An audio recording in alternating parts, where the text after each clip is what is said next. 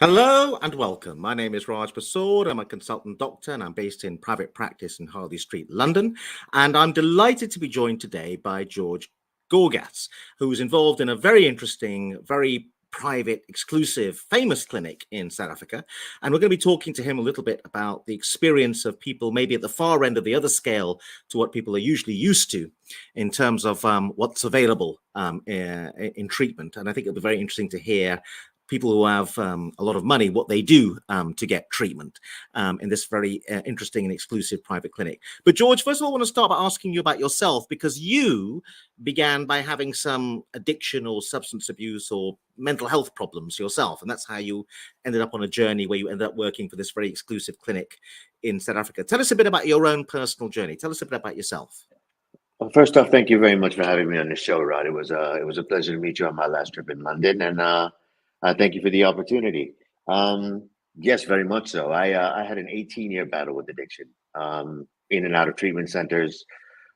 Couldn't get it right. Just kept falling back into the same old patterns. Would get 6 months clean, fall off the wagon. 6 months clean, fall off the wagon, because I wasn't really willing to surrender to what the process actually meant. I wasn't really willing to open myself up and speak about the things that were at my core that were really kind of tearing me apart. And we understand a lot of addiction is not that alcohol is the problem. The problem was me, and I was using alcohol and substance to numb my emotions and not to feel.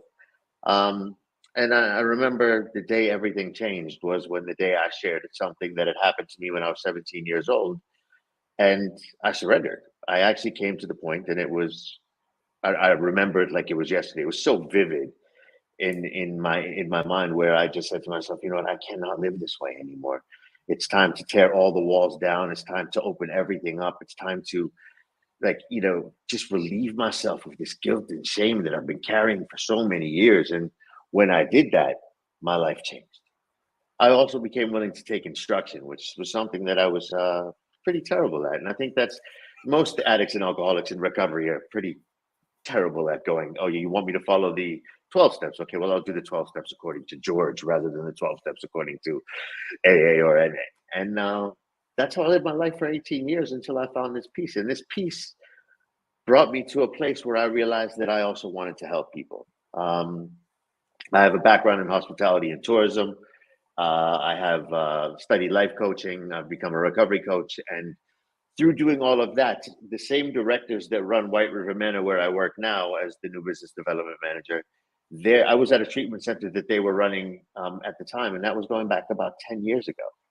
And I just, I finally hit that point where I said, "You tell me how high to jump, I'm gonna jump." You know, I realized that I had no control over this thing, and I needed somebody to teach me or show me or guide me on what the lesson was going to be. And I became willing to listen. And I think that's half the battle.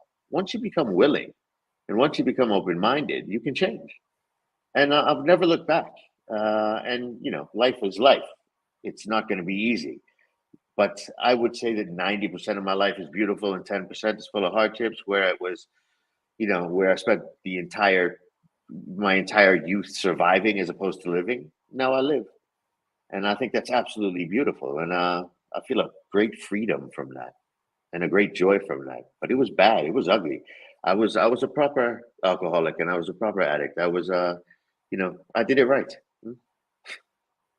So tell us a bit about that, because there's a sense in which many people in the field say you've got to hit rock bottom before you recover. And it sounds like you were kind of saying you hit a kind of rock bottom. But what was your journey, if that was the case, to the bottom? Tell us a bit about what you were doing, what you were living, what your job was, what your life was like. And tell us a little bit about the impact of the problems on your life and how it began and how it got worse and worse. Tell us a bit about that. Well, I mean, I did. I don't want to use the term spoiled brat, but that's exactly what I'm going to use. I was a spoiled brat. I came from a very affluent and wealthy family. I arrived in South Africa. My father was headhunted to run a major hotel organization out here. I was an 18-year-old kid. I was checked into a suite. I was told, if there's anything you need, you just sign it to this account. And then I turned on the television as an 18-year-old and saw topless cabaret dancers and multiple nightclubs. And I'm like, I've arrived. You know what I mean? This is it. this is what it's all about. And because my father was such a high-powered individual, I already had that low self-esteem because I had always aspired to be him. Part of me had aspired. He had put him on this huge pedestal where he was my god in essence, but he never wanted me to be that. But there I was, 18 years old, at the palace, ordering bottles of Dom Perignon as if I was the king of the castle. And that very quickly escalated. So the confidence that it gave me turned from alcohol into substance, substance into more substance into that confidence disappearing, that joy disappearing, and isolation and hiding behind walls and the paranoia and the fear and all of these horrific feelings. So exactly what the drug and alcohol gave me at the beginning is what it tore away from me at the end. It tore it away savagely. And I constantly, like they caught it at a very young age, so they sent me to a treatment center in Cape Town at the age of 19 years old, and I walked in there and I put on a show. I was 19. There was no way you were going to tell me that I was going to stop at that point. I just wasn't ready. I had no commitment. But I remember walking out of the treatment center and them saying, George, we think you're one of those 18, 19-year-old kids that's really going to get this program. And I was like, yeah, I'll show you. And I was drinking on the plane home. I just, I was drinking on the plane home. And I was that devious, and that's cunning, baffling, powerful is how they describe this illness. And that's exactly what I did to my father. I got back and I said, Dad, we sorted out the drug problem. We've gone through that part. Let's go have a beer. You know what I mean? And he was so naive to the realities of what abstinence meant that he came along and had a beer with me. And the cycle just repeated itself. And I just kept digging myself lower. I started losing jobs. Then being in the celebrity field with having my father running all these major organizations and being around celebrities, I started an artist management company, which is the prime job for somebody who is afflicted with addiction, is to be around musicians who party 24 hours a day, 7 days a week. Made a huge success of the business. Eventually got caught up in my addiction again, destroyed the business, rebuilt the business, destroyed the business. And, I guess I was making enough money that I felt like I could manage it, but I had no soul. I had no life. I was just this being. I was fake. I was plastic. There was no genuine to me. I had fallen into that category of being as fake and as plastic and as unreal as possible. You know what I mean? Everything was about what I wanted people to perceive me to be rather than who I really was as an individual. Because I was terrified of who I was. I had all this pent up fear from my youth. And if I look at that, my father traveled so much as a kid, and this is getting into the psychoanalysis of it, that my father traveled so much when I was a child that and he was never around. So I rebelled against my mother, and I made my mother's life a living hell. And this is from the age of 6, 7, because I craved my father's attention so much that my father would have to eventually come in to have to be the discipline. So my mother would call my father. I don't mean like beatings into it, but he would ground me. He would punish me. And in punishing me, at least I was getting his attention. So from the age of 6, 7 years old, there was this connotation where love and pain coincided and coexisted together. And that's how I lived my life, in a space of constant fear of being loved and not wanting people to get to know me for who I truly was. So I would meet lots of people, I would go out and I would socialize, but it was never to the point where I would expose any of who I truly was, because I didn't want them to know me. I didn't want them to know that fragile, frail, scared, lonely individual that I was. Until I hit what is called what rock bottom was for me. But now, again, if I look at the multiple treatment centers I went to, because of my father and because of his wealth and because of what my rock bottom was always like, oh, hold on, George is going to crash. Let's throw a nice soft mattress under him with plush cushions and 300 thread count Egyptian cotton and all of these beautiful things where he can, he doesn't hit hard. He bailed me out of everything until the one day they stopped. They said to me, we are done. We're done. There's no more. You are on your own. We cannot live this way with you anymore. We cannot continue this way with you anymore. We almost as a family think that it would be better if you were to die because you're killing us and you're killing yourself slowly. And it took immense pain for them to read that letter to me. But that's what I needed. Because I remember that night going home, sitting and using and picking up my phone and sending a note to my father saying, please help me one more time. I will do whatever it takes. And there was this voice and there was this feeling and there was this understanding of complete surrender and complete desperation. I just could not live like this anymore. And that desperation, they call it the gift of desperation. And it was a gift because it was the thing that made me finally surrender to the point where I said no. I woke up the next morning, I turned on my phone, there was a note from my father. He said, come to the house next door. I went to his house, there were 2 bags packed. He had made a booking at a long-term treatment center in South Africa. There were 2 bags packed.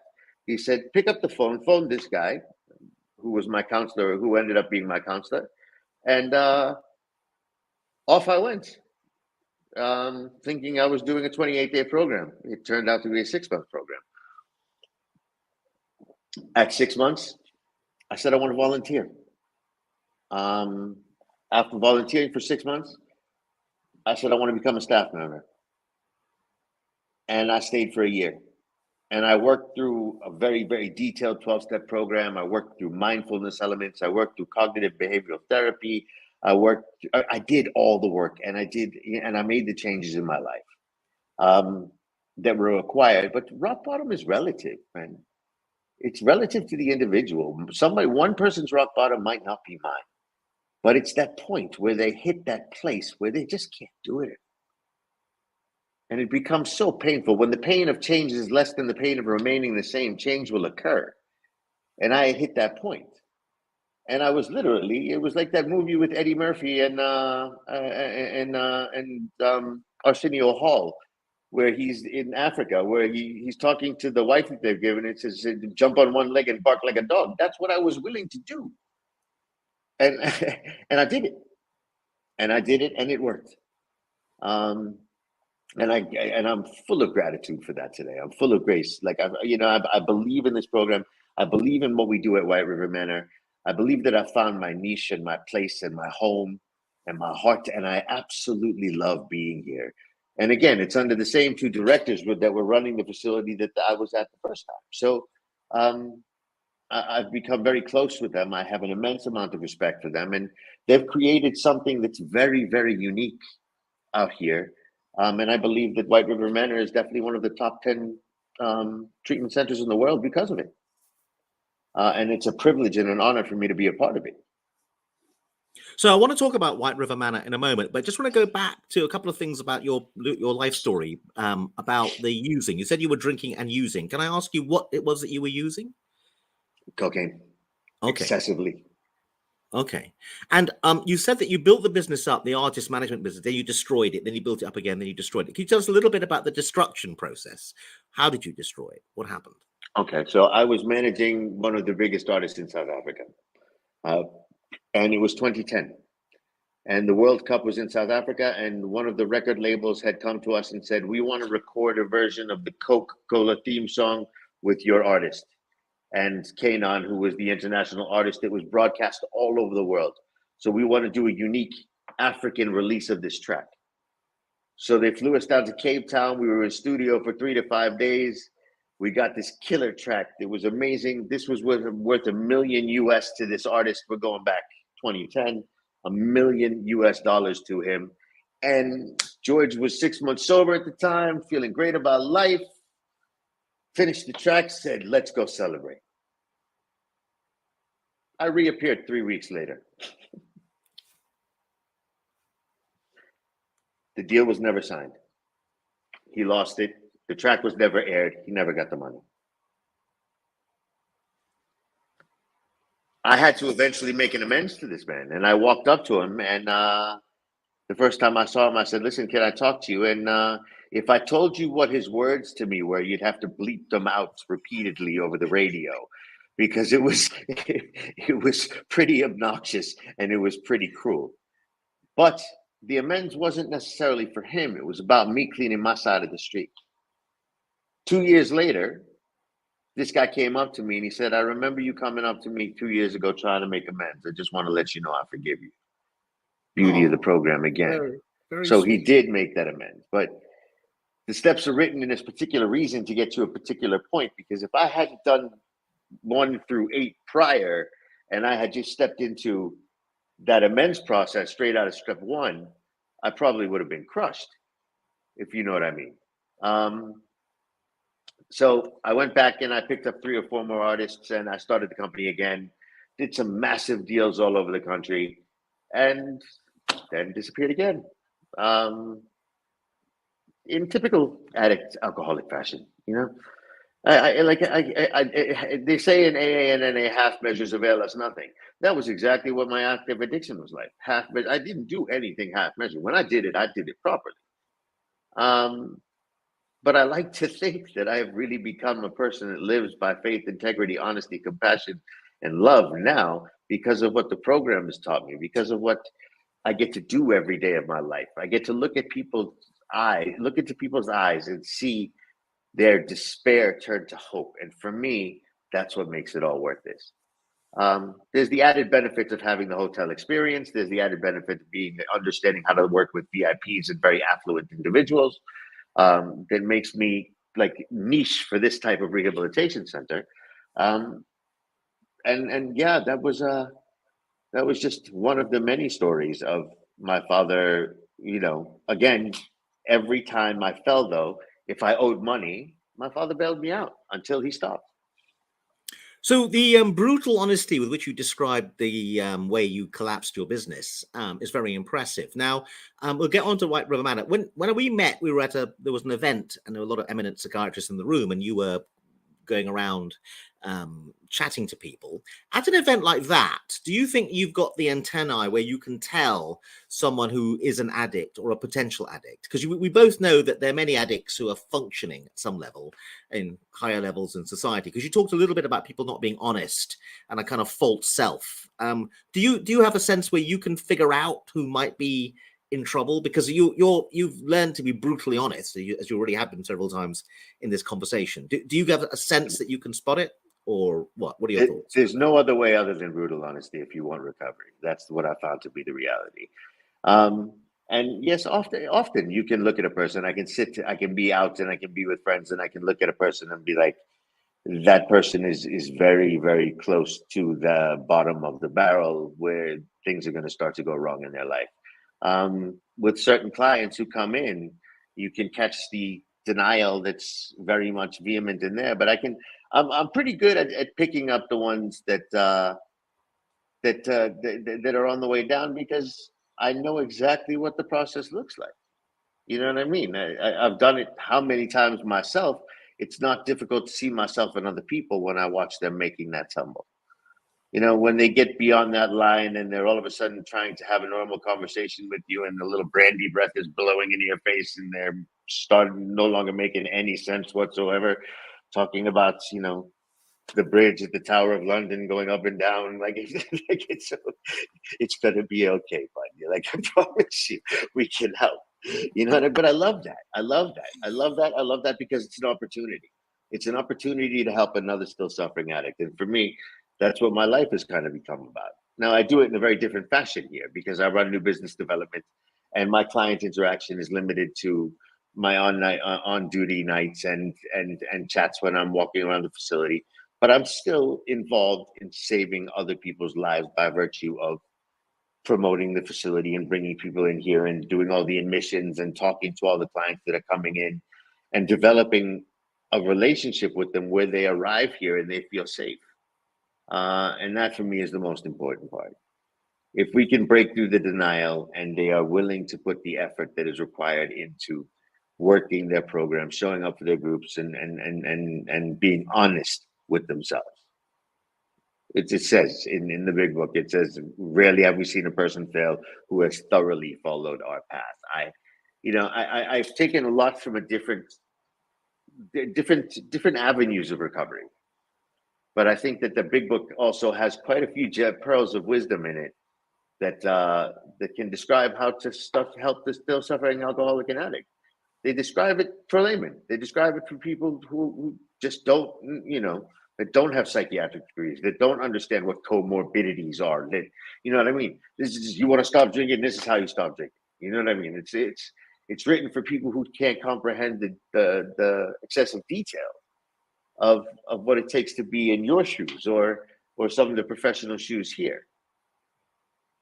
So when people now cross the bridge into the idea of getting treatment, now people tend to think, who are outside the field, that once you say I'm having treatment, then the story is over and that everything's going to be okay. You and I both know there's a wide variability in quality of treatment.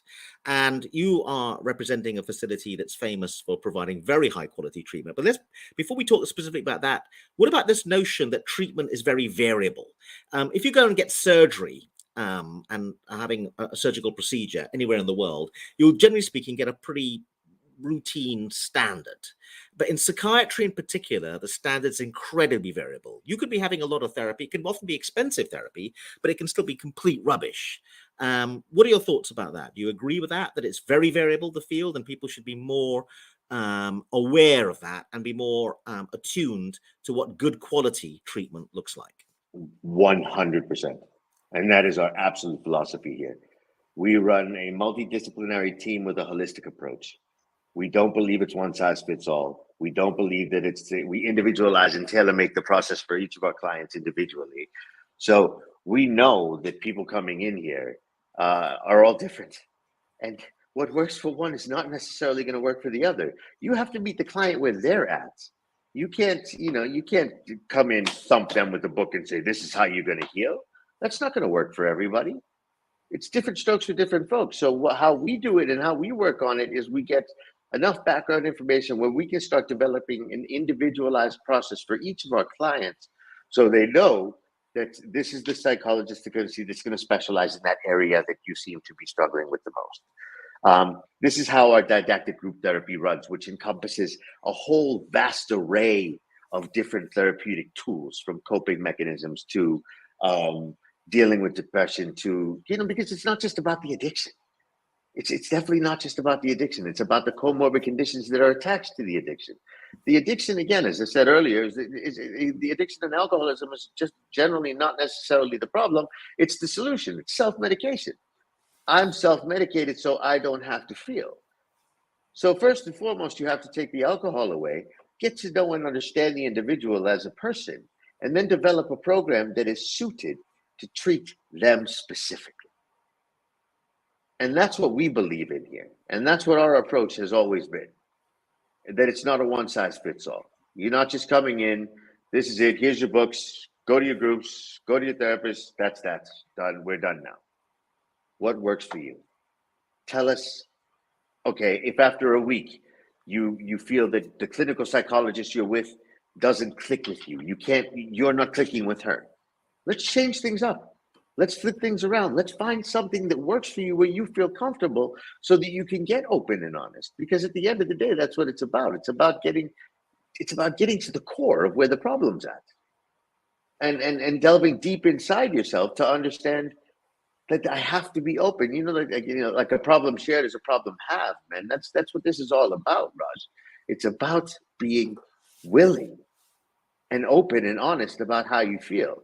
I feel that there's a place for medication. I feel that medication is an important part of recovery to a degree. But I feel as important as medication is the ability to communicate, because medication can just mask the problem as well. So we have to do the psychiatric element, the psychological element, the holistic treatment model, and the individualized approach, all combined in one to help a person become, well, let's not say, if you're doing a 28-day program, you can't become whole. 28 days is just not enough. I'm vehement about that. I think a lot of people should understand that you can build a foundation in 28 days, but it's still a slightly rocky foundation. It's not flattened. It hasn't been, you might not want to build a house on it just yet.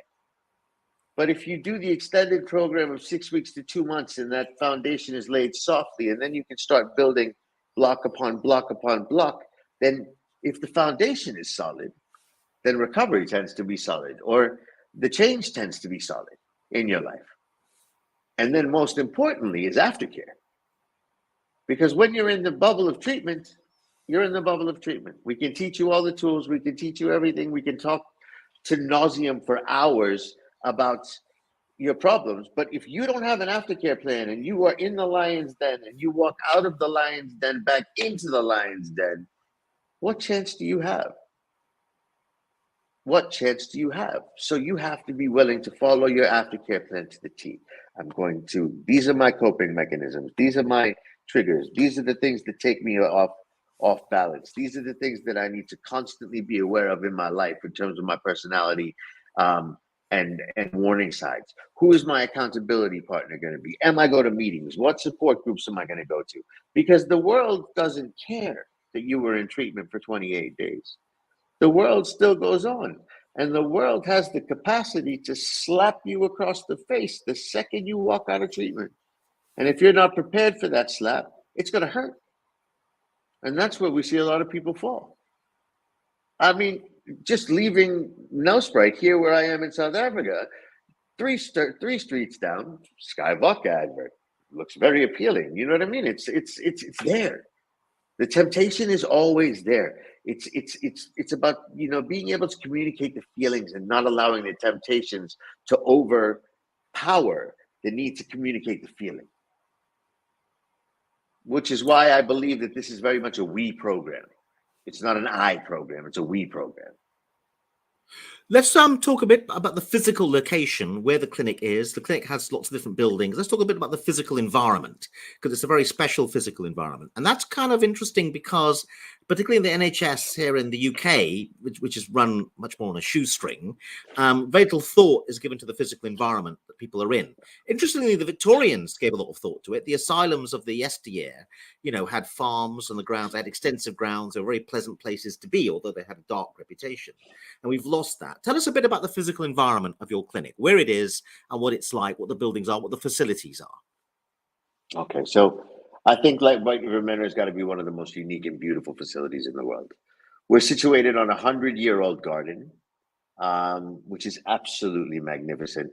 Whenever I walk a client down the stairs and they open up into the gardens, they just automatically, their shoulders drop because they've realized that we're not clinical. We're not clinical we are very much luxury and comfort.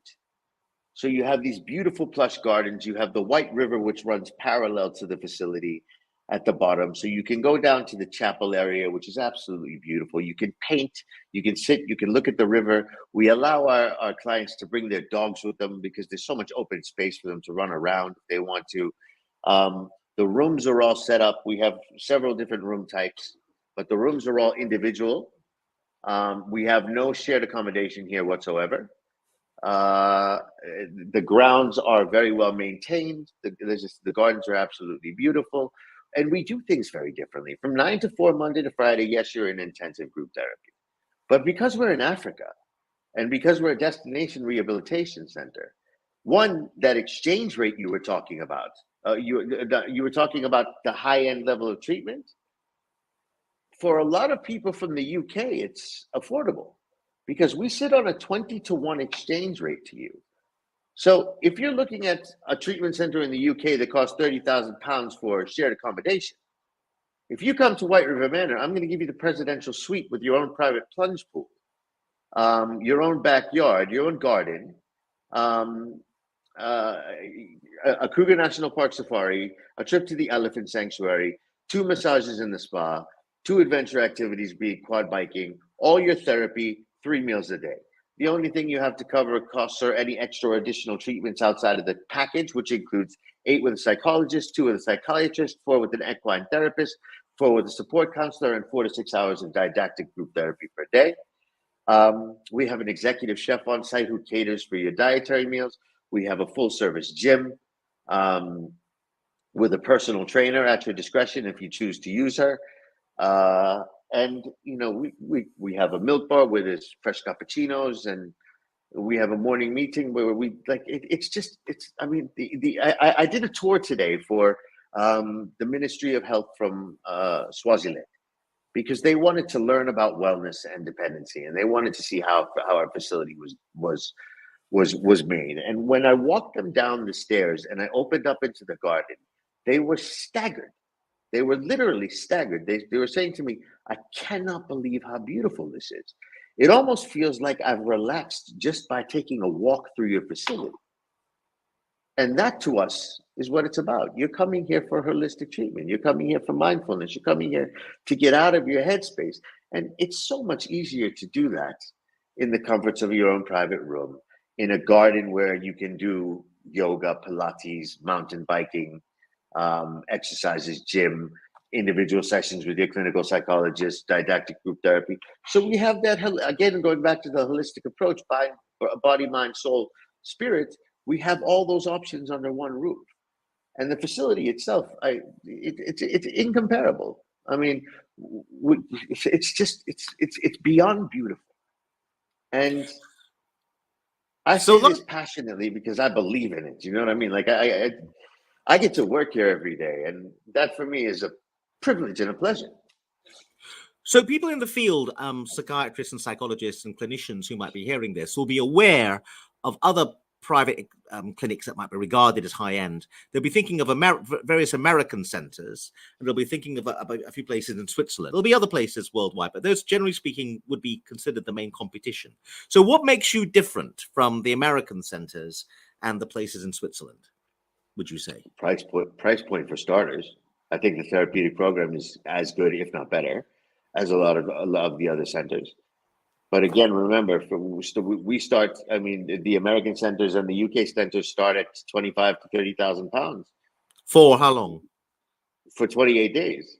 Okay. We will give you a luxury room for 15,000 pounds. For 28 days. For 28 days with all of those extras that I've just told you about. Okay. All right. So that's the bottom end of the price point. The least people will be able to spend to come to you for a 28-day program, for example, to deal with treatment of alcoholism, let's say, is £15,000. Is that right? Yeah, roughly. But we also have another center. We have the Recovery Center at White River, which is next door to us, which is also owned by us, and that's a very different type of program. White River Manor caters more towards the executive. So we're looking to it's industry professionals who've been working. They understand what their jobs are. They understand that they're functioning. Whereas next door, we have a 6-week program for people who need far more structure. So they get out of bed at a certain time. They still have the beauty of the clinical, the clinicians being able to cross back and forth and offer the same types of services. So they're still getting their private sessions, they're still getting their group sessions, but it's just shared accommodation. And it's a more structured program because these people haven't learned routine in their life yet. Type of treatment center I needed to go to many years ago. So that is £6,000 for 28 days. 6 weeks. 6 weeks. Okay. Sorry. Say the price again. £6,000 for 6 weeks. Yeah. So it's £1,000 a week. Pretty much, yeah. Yeah, and everything's included. Everything. Accommodation. Everything's included except for tuck shop. Accommodation, therapy, meals. If you want to buy Cokes, cool drinks, snacks, stuff like that, you buy that on your own account. Yeah. And we also include 1 or 2 activities in that package as well, where they'll go on a safari and they'll go out and see things. And it's also an amazing facility. Yeah. So I just got to repeat. I got to repeat that price because I'm finding that hard to believe, George. I just want to be clear that you said £6,000 for 6 weeks, inpatient psychiatric care. You get clinicians, all your meals, etc., etc. So that's just, to me. I mean, I'm not here to sell your clinic. I'm here to interview you about it, and I have no financial connection with your clinic at all. But I've got to say that sounds like pretty amazing price to me. I'm aware of all the different options there are around the world, and that's because of the exchange rate. 20 to 1. Yeah. Okay.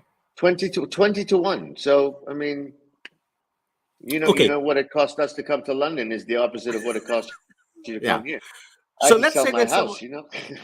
So let's say there's someone listening to this. There may be someone in trouble, or they may be a doctor, and they want to know how to refer in, how to get access to your clinic. What do they do? What are the steps that need to happen? So we are listed on several sites. So we're listed on luxury rehabs. If you Google White River Manor, if you Google luxury treatment South Africa, if you Google the recovery center at White River, all of these will come up straight away. Our SEO is very good, and our marketing is pretty solid. And you go onto our website, www.whiterivermanor.com, or www.recoverycenter. .co.za, and whiteriverrecoverycenter.co.za, and you log a call. You just you go in, say request a call, and we'll call you back. And we take great pride in our ability to answer our inquiries within a maximum of 5 to 10 minutes. We don't want people waiting. We know the fear that comes from families when they're trying to get their children into treatment. We know that it takes a lot of courage and a lot of heart and effort to say, I'm ready to go. And we pride ourselves on providing that service. What we promise over the phone is what we deliver in person. And I think from a therapeutic team, we have a professor of psychiatry, we have a doctor of psychology, we have multiple clinical psychologists, we have a life coach, we have an art therapist, we have an equine therapist who's also a clinical psychologist. And then we have general staff, we have wait staff, we have housekeeping staff, laundry's done for you twice a week, the rooms are turned down every night, and made up for you every morning.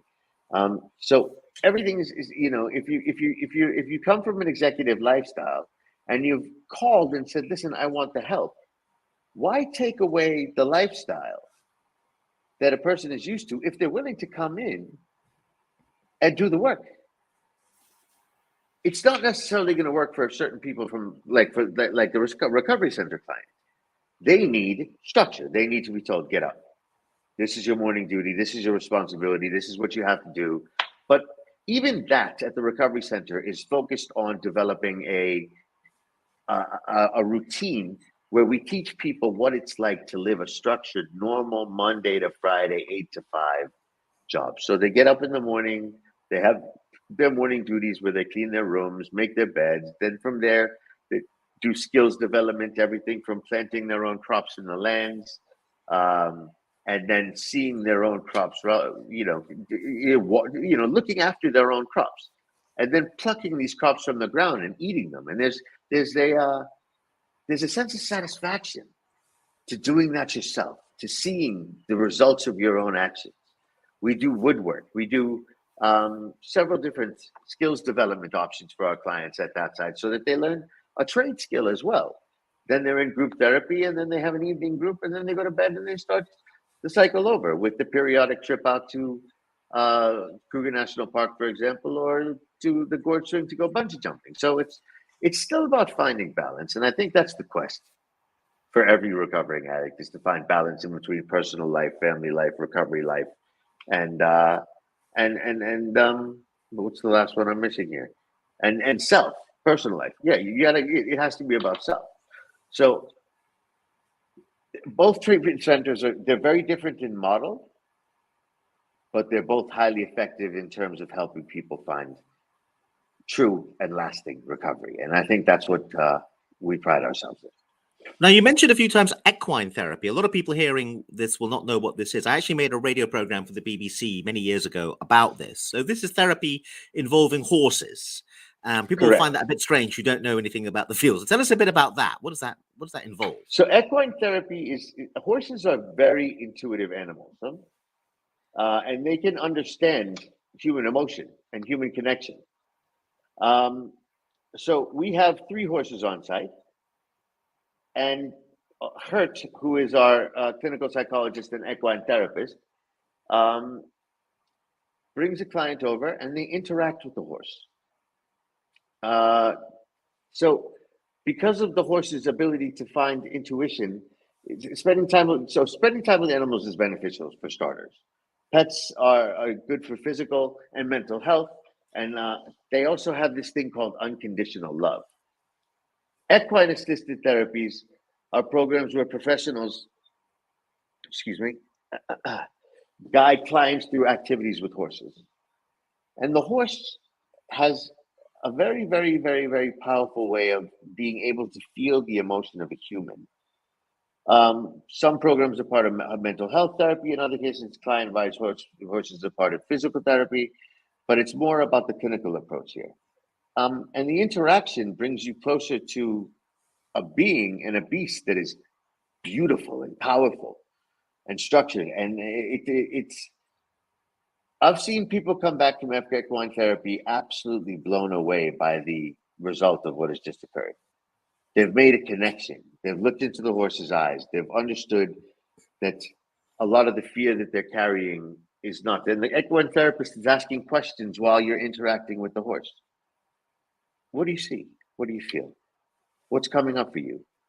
And you can sometimes tense when the client shows his fear that the horse starts to show their fear. That's how intuitive they are into human emotion.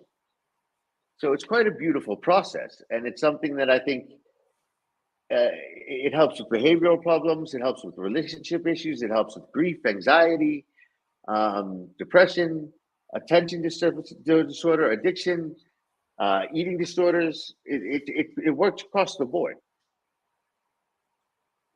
Okay, and you've already told us a little bit about what the average day is like for a client. Now, you mentioned that the more expensive option has people who run companies. They may be celebrities, famous people, certainly high net worth individuals. So my experience of working with those people in my private practice in Harley Street is they're often difficult because their view is they earn more. I've actually had clients say this to me: I earn more than you by a long way. Why should I listen to you? Do you feel that's an issue? I mean, is that a particular problem for a clinic like yours, which is offering at the higher end, the presidential suite people, getting them to listen to you, given they'll feel, why should they bother? They know more than you. They earn more than you, is their view. Because for them, you earn more than me, but I know how to money's the stay sober scorekeeper. better than you do. That's a good answer. Okay. Right. And it's not about being intimidated. It's about understanding. We are here to provide a service, but we, often in our morning meetings, we'll get up and we'll speak and we'll say, listen, guys, you have the choice. You want to go lay by the pool? Go lay by the pool. Your choice. You want to skip groups? Your choice. What are you doing here? Why didn't you book into Club Med? If that's what you came for, then you're in the wrong place. You came here asking for help. So if you came here and on the phone, we've been talking for the last month and a half about getting you into treatment here, and now you're going to walk in here and tell us how we must run our program. And our therapeutic director, Janine Faria, has put together a phenomenal program here that is highly effective. And she's exceptional at what she does. And Giles, who you didn't meet that night, is also from an operational and a managing director position. They are a dynamic team, and they have put together something very unique that, if you don't want to buy in, don't buy in. And I think sometimes when you take that buy-in away, when you say to the person, your choice, you don't want to be a part of it, so be it. Go lay by the pool. I will keep a room ready for you 28 days from now. And I've had to say that to people in the past in terms of sponsees that I've worked with. If you need to do further research, you need to do further research. If you're not, at the end of the day, we can only do so much, and you can only do so much for the client. The client has to be willing. If the willingness isn't there, then the willingness isn't there. You can try and coerce them. You can try and slowly but surely work with them. You can try and bring them to a place where they understand, but they got to show up. And I think because we run this place in a way where we cater to the 5-star needs of our clients in a manner where, yes, they are getting the certain element of service, but the therapeutic modalities and the treatment that they're offered is very straightforward, and it touches the soul. And I will say that this is very rare, but very true, that probably about 50% of our clients at the center extend an additional 2 weeks to a month at their own request. at their own request, not at ours. And if that says something to me, that says, okay, this is working. If somebody comes and says, listen, I'm starting to feel like I'm finding my feet again, or I'm finding my life again, or there's joy in my life, there's happiness, I need to solidify this. Can I extend an additional 2 weeks? And it hasn't come from us in terms of a recommendation, then that's a success, in my opinion. That's a great success. So, in terms of these high-end people, you always seem to have a very good response, George. I've got a very good feeling. Obviously, I work in the field. You're able to come back with a positive response in the face of what often is a huge amount of negativity, and that's part of the art. But the other thing that's really interesting that you're placing front and center, which I agree with you, is motivation. And I think that one of the flaws with a huge amount of therapy and a lot of therapeutic centers is they assume the patient's motivated when often there aren't. And there's not much you can do if they're not motivated. The starting point is, how motivated are you? How willing are you? And that's the key territory. What are your thoughts about that? A lot of people are attending groups, but they're not really, they're just going through the motions. They're not really attending in the fullest sense of that word. They're going through the motions. They're taking the tablets. They're doing what the doctor advised, but they're not actually motivated. And you have a good antennae, I think, for, are you really interested? Are you really motivated? And I think that's one of the things that bad therapy is problematic over. They don't focus enough on this issue of motivation and how motivated actually is the client. What are your thoughts about that? Agreed. Again, you can only do so much. But it is our job to get up there in the morning meeting and play a motivational video and have a motivational talk and push people into finding that, because all it takes is 1 second. All it takes is one moment of clarity, Raj, where they go, wait a minute, that made sense to me. If you sit through 16 groups and in the 16th group, you finally hear that one thing that changes your mind, then we've succeeded. Can we succeed with everyone? No, that's unrealistic, especially in the realm of addiction. We're looking at something that is a massive struggle. We're looking at something that has a relatively low success rate worldwide. We like to believe that we do a great job. We like to believe that our success rate is higher than most. We like to believe that we provide a service that is incredibly unique on both sides and gives people the tools and the opportunity to do it. But if you get your person that is going through the motions and they're not willing to hear you and they're not willing to change, there's only so much you can do. You can try, you can speak into their life, you can motivate them, you can give them opportunity, you can, and you can take them under your wing. But at the end of the day, if their answer is still going to be, my objective is controlled drinking, or you know what I mean? And that's their decision, and there's a firm decision, and there's no way to convince them to change, then you have to look at harm reduction. But how often does that work? How often does that work? I mean, how often does that work? It doesn't. It generally ends up with the client coming back. So you don't believe in controlled drinking, then? Me personally? Yes. Yeah. I tried every single way to prove that controlled drinking was possible, and it failed. So my answer categorically is no. Right. Okay. From your personal experience. Yes, 100%. Okay. I am not deluded in any way, shape, or form about myself.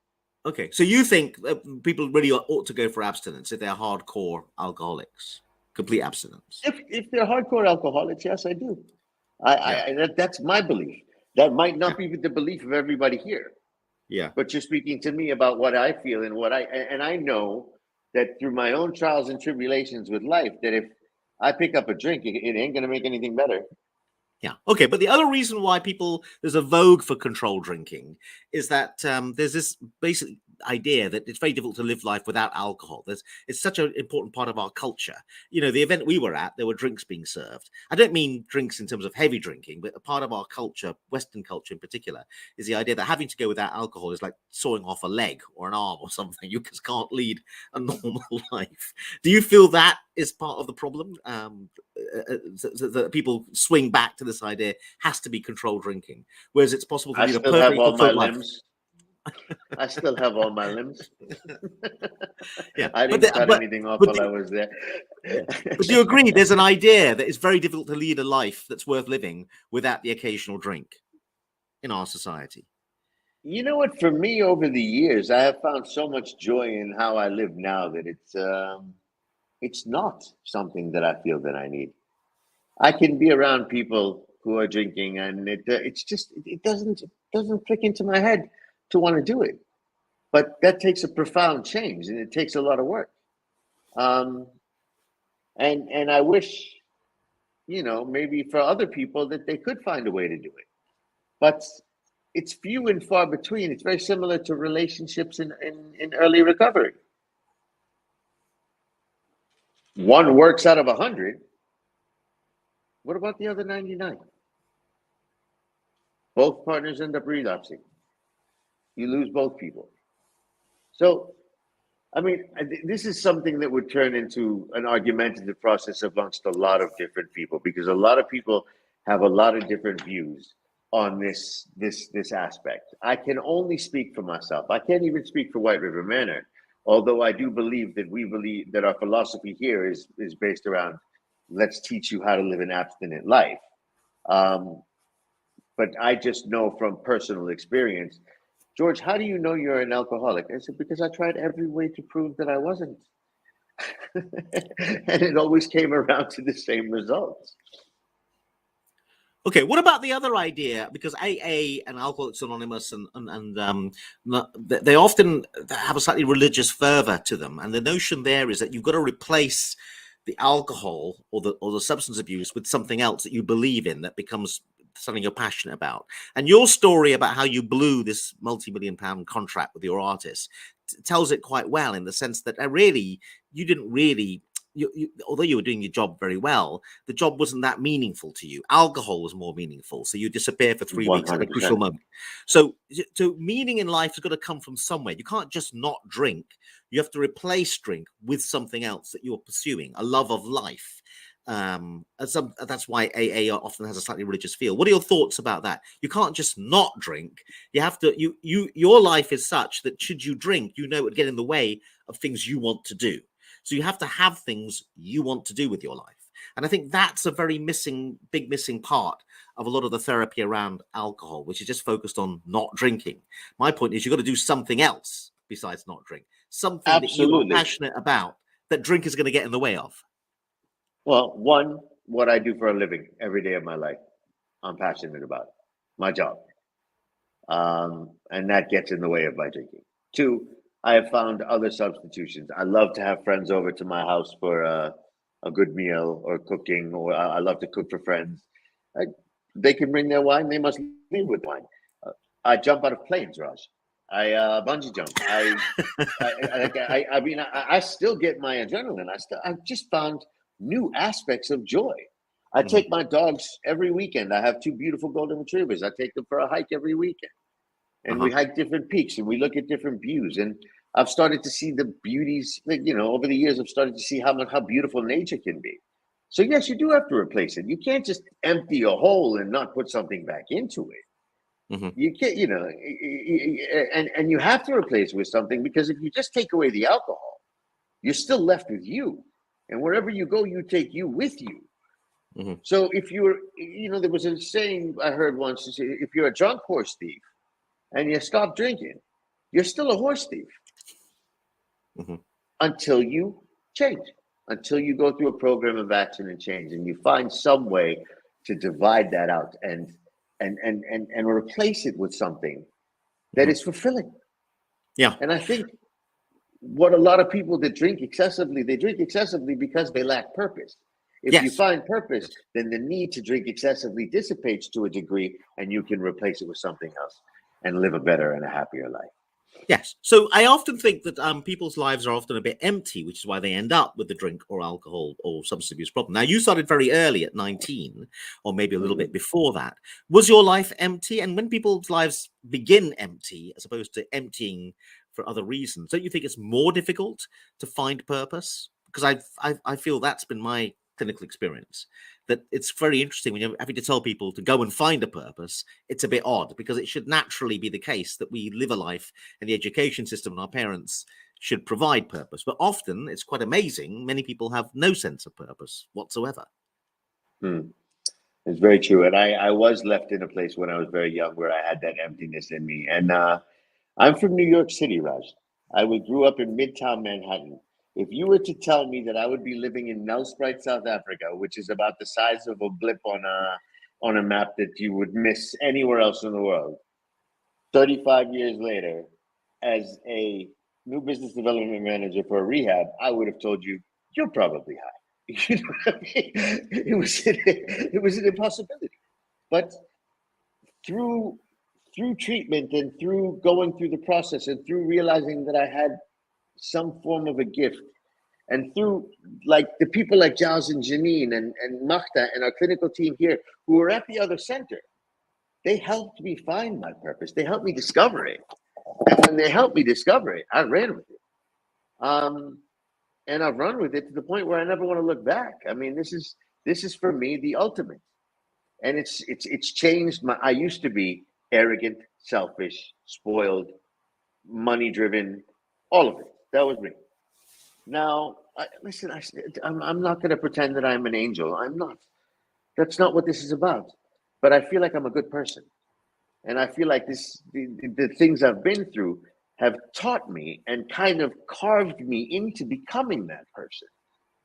And in that, finding purpose. And when I found that true purpose, life completely changed for me. And again, it's all part of what we offer here. It's all part about White River Menace philosophy of the individualized approach.